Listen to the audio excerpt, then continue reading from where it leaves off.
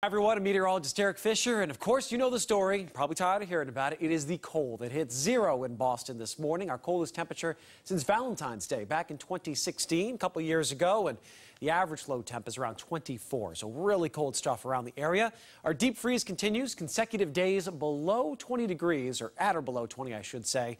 Now we've run the stretch to 6 straight. Tomorrow will be 7, tying the longest on record, and tomorrow will be the last one in this streak.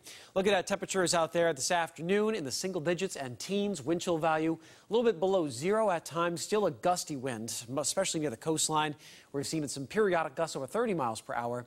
And a wind chill advisory will stay in effect for northern Worcester County, the Berkshires, foothills of the Berkshires, and southern Vermont through this evening. So another very cold evening, within a few degrees on either side of 0. The wind chill values below 0 most of the night.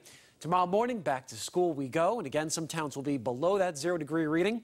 Around 10 at recess, into the teens tomorrow afternoon. Will be just a few degrees warmer than what we had today. A lot of sunshine, a little less wind, few towns hitting 20, but all told, it's another very cold day. Wednesday, the pick of this week, bright skies. We might even see a few towns hit 30.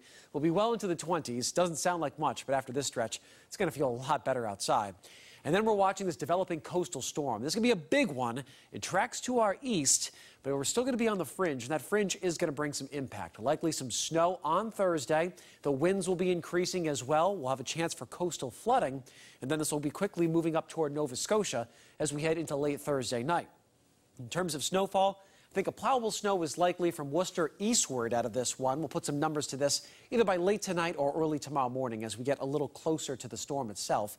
Some lighter snow amounts possible once you head west of the Worcester area, but I think the highest impact zone will be near the coast. The seas will be increasing, peaking as we head into Thursday evening, at least 10 to 15 feet offshore. We might see some waves get even higher than that. We're also watching the flood potential because we have high astronomical tides due to the full moon.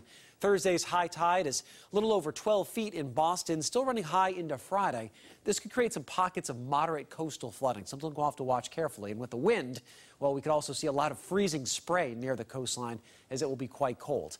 And the one other impact from this storm, it's going to tug down another really nasty batch of cold for Friday into Saturday. This might be the coldest yet, but it also might be the last in the pipeline of this really harsh air.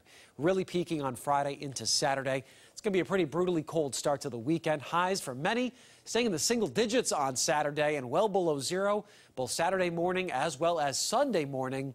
And then we get toward Monday and Tuesday, and it's going to moderate a little bit. Some 30s, maybe even a chance at some 40s as we slowly exit the deep freeze.